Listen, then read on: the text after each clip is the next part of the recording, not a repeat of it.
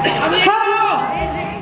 अपनी जान की दुश्मन को अपनी जान कहते हैं, हम अपनी जान के दुश्मन को अपनी जान कहते हैं, मोहब्बत की इसी माटी को हिंदुस्तान कहते हैं।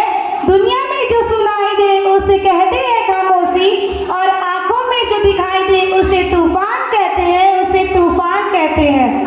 आदरणीय प्रधानाचार्य, शिक्षकगण एवं मेरे प्रिय भाइयों और बहनों, सर्वप्रथम आप सभी को मेरी ओर से स्वतंत्रता दिवस की हार्दिक बधाई।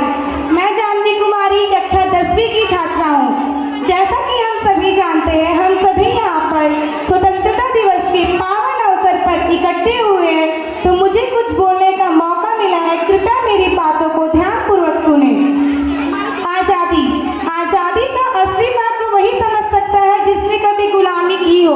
हम तो बहुत ही सौभाग्यशाली है जो हमने स्वतंत्र भारत में जन्म लिया।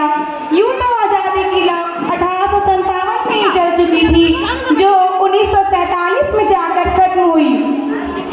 प्राचीन, मध्यकालीन और वर्तमान भारतों के उदाहरण से मैं स्पष्ट करना चाहूँगी कि जब हम फिरंगियों के फेरे में फंस गए थे, तब रंग दे बसंती चोला के एक आवाज पर टोलों कटोले बढ़ाते थे और उनके इनकलाब जिंदाबाद और वंदे मातरम के नारों से खून में आ जाने वाला तूफान अंग्रेजी शासन के जड़ों को हिला देता था।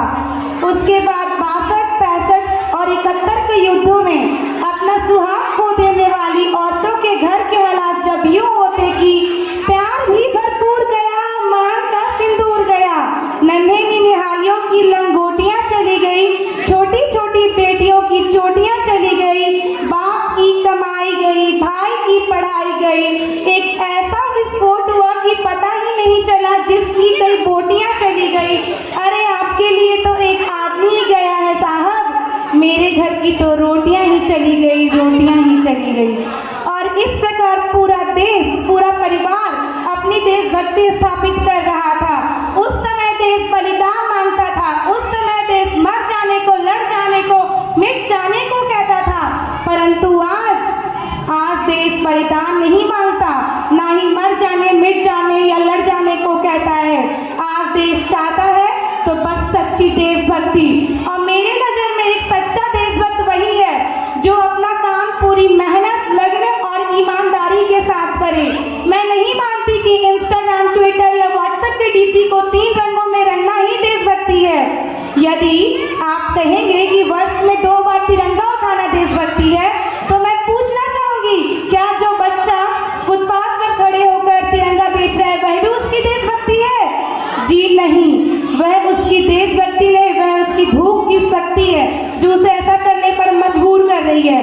क्योंकि ना वो शिवालियों को जानता है, ना ही मुस्लिमों को जानता है, ना वो मस्जिदों को जानता है, ना ही शिवालियों को जानता है।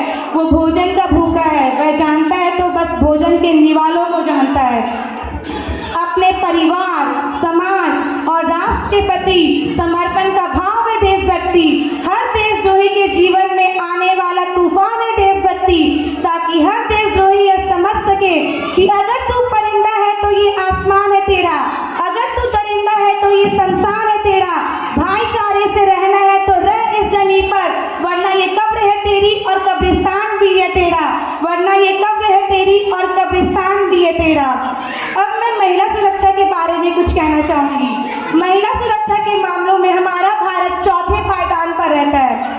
हम ऐसे समाज में रहते हैं जहाँ पत्थर की मूरत को लगते हैं 56 भोग और सोते और भूखे तड़पते सो जाते हैं लोग। मेरे लिए तो देशभक्ति और देश प्रेम यही है कि ना सरकार मेरी है, ना रौब मेरा है, ना सरकार मेरी है, ना रौब मेरा है, ना ही बड़ा सा नाम मेरा है।